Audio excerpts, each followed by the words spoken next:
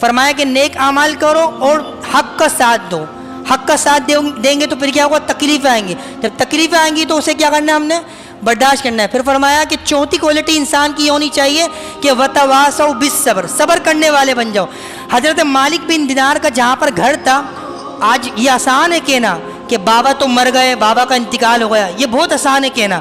کسی سے کہے نا آپ کے باپ مر گئے تو اس کے تن بدن میں آگ لگ جائے گی. تمیز سے ذرا تمیز، میرے باپ کا انتقال ہوا ہے اور تم کہہ رہو میرا باپ مر گئے.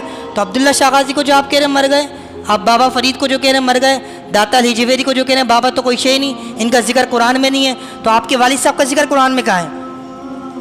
والد صاحب کا ذکر کہاں ہے قرآن میں؟ قرآن میں تو یہ والد کی عزت کرو بس، آپ کے والد کا ذکر کہاں ہے؟ اب جو لوگ اس کو کیٹرائز کر رہے ہیں، اب وہ چاہے اپنے نام کے آگے انجینئر لگائیں یا کچھ اور لگائیں، تو اللہ تعالیٰ کے جو نیک بندے ہوتے ہیں وہ صبر بھی کرتے ہیں. میں عرض یہ کر رہا تھا، اور وہ علماء پر یا پھر اولیاء کرام پر ایسی بدتمیزی نہیں کرتے. اب وہ چاہے لمبے لمبے ان کے بال ہوں، موٹیویشنل اسپیکرز ہوں، یا پھر کوئی بھی بندہ ہو، وہ یہ کہنا آسان ہوتا ہے کہ یہ کوئی ولی کچھ بھی نہیں کر سکتا، لیکن انہی کے ابو جان کا انتقال ہو جائے گا، آپ کے ابو کچھ بھی نہیں کر سکتے تھے، تو آپ تو پھر کیسا ان کو برا لگے گا. تو اس کا مطلب یہ ہوا کہ وہ والد صاحب کو اللہ کے ولی پر زیادہ اپنے والد صاحب کو ترجیح دے رہے ہیں. بات سمجھ آ رہی ہے نا؟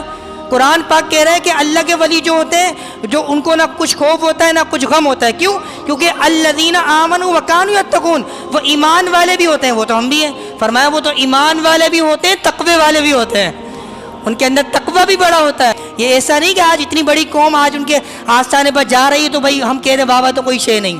تو اب توجہ کے ساتھ سنیے، مالک بن دینار کا جہاں پر گھر تھا اس کے بنابر میں ایک نو مسلم یعنی جو ایمان لے کر نہیں آیا تھا یہودی، اس کا گھر تھا. اس کا جو گھر کا جو پر نالہ تھا وہاں سے غلاظت جو ہے اس کے گھر میں جاتی تھی، مالک بن دینار کے گھر میں جاتی. کئی عرصہ ایسی گزر گیا، مالک بن دینار کے گھر پر ایک مرتبہ وہ پہنچ گیا. اب جو اللہ کے نیک بندے ہوتے ہیں وہ قرآن پاک سے لوگوں کو دور نہیں کرتے بلکہ قرآن پاک سے لوگوں کو قریب کر دیتے ہیں. اس بندے کو اللہ تعالیٰ کے قرآن سے کیسا قریب کیا؟ اس نے یہ نہیں کہا نہیں نہیں نہیں نہیں یہ بابا تو کوئی شے نہیں، اس نے یہ جملہ نہیں کہا. اس نے کیا کہا؟ اب سنیے، مالک بن دینار کے پاس آیا، اس نے کہا وہ آپ کے گھر پر جو آپ کا جہاں پر گھر بنا ہوا ہے اور میرے گھر کا جو پڑنال ہے وہاں سے غلاظت گندگی جاتی ہے، کافی عرصے سے نوٹ کر رہا ہوں یہ جا رہی ہے اور آپ کچھ بھی نہیں کہہ رہے، کیا آپ کو تکلیف نہیں ہوتی؟ تکلیف تو ہوتی ہے. کہا پھر آپ کو تو کچھ کرنا چاہیے تھا، ایکشن لینا چاہیے تھا. کہا کہ ایکشن نہیں لیتا. کیا کیوں؟ کہا قرآن مجید کے 34 سپارے کے 5ویں رکوع نے بتایا. کیا بتایا؟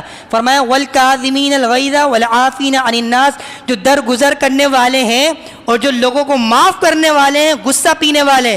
واللہ یحب المحسنین، اللہ تعالیٰ کو وہی لوگ تو پسند ہیں.